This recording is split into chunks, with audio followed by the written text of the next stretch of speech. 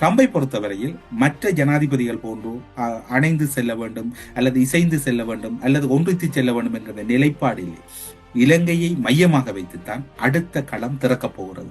எண்ணெய் கப்பல்கள் கண்காணிக்கப்பட போகிற வான்பரப்பாக இலங்கை மாறப்போகிறது. ஒருவேளை இலங்கையில் அமெரிக்கா செய்திருக்கக்கூடிய பாதுகாப்பு ஒப்பந்தங்களின் பிரகாரம் இந்தியாவை விட வலுவான இராணுவ பாதுகாப்பு ஒப்பந்தங்களை அமெரிக்கா செய்திருக்கின்றது. வாய்ஸ் ஆஃப் அமெரிக்காவில் வெளியேற்றப்பட்ட பின்னர் அமெரிக்கா கற்றுக்கொண்ட பாடங்களின் அடிப்படையில் அந்த விடயங்களை இந்தியாவை நண்பனாக வைத்துக் கொண்டே கடந்த காலங்களில் சில முக்கியமான ஒப்பந்தங்களை நகர்த்தி இருக்கிறது. அது நகர்த்துகின்ற போது இந்தியாவுக்கு கூறிய பாடம் என்ன பாடத்தை கூறியது என்றால், சீனாவை கட்டுப்படுத்துவதற்கு நாங்கள் உங்களோடு கரங்கோர்ப்போம் என்று. விடுதலை புலிகளை அளிக்கின்ற போது இலங்கை இந்தியாவுக்கு என்ன கூறியது, நாங்கள் உங்களுக்கு இது அச்சுறுத்தலாக இருக்கும், இவர்கள் ஒரு பயங்கரவாத அமைப்பு, உங்களுடைய பாதுகாப்புக்கு நாங்கள் இங்கே இடம் தருகிறோம் என்று மஹிந்த ராஜபக்ச கூறியதை கேட்டு இந்தியா அன்று செய்ததனால் அதன் பலாபலன்களை இன்று அனுபவிக்கின்றது. அமெரிக்காவுக்கு வாய்ஸ் ஆஃப் அமெரிக்காவில் கற்றுக்கொண்ட பாடங்களின் போது ஏற்பட்ட பின்னடைவை அமெரிக்கா சுதாகரித்துக் கொண்டு இந்தியாவை வைத்துக் கொண்டே அமெரிக்கா தன்னுடைய நலன்களை முன்னிறுத்திய போது அமெரிக்கா கண்டுகொள்ளாத போது இப்போது ஒரு கட்டத்துக்கு மேல் இந்தியா அமெரிக்காவை எதிர்க்க வேண்டிய நிலை இலங்கைக்குள் வருகின்றது.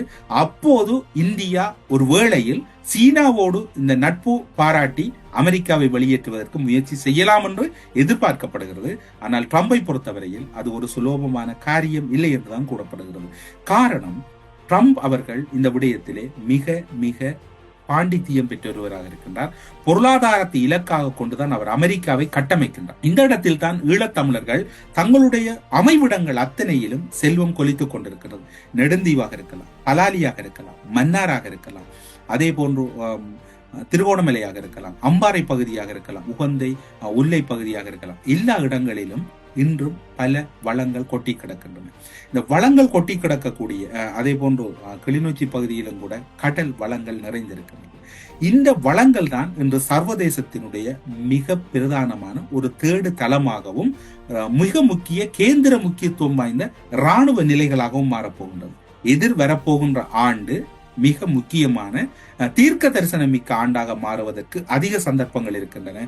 அமெரிக்காவை பொறுத்தவரையில் ரஷ்யாவினுடைய எண்ணெய் வளத்தின் விநியோகத்தை கருப்பு சந்தையில் கட்டுப்படுத்துவதற்கு இலங்கையை கையாண்டே ஆக வேண்டும். அந்த அச்சத்தை உணர்ந்த இந்தியா உடனடியாக தன்னுடைய வெளிவகார அமைச்சரை நகர்த்தி இருக்கிறது.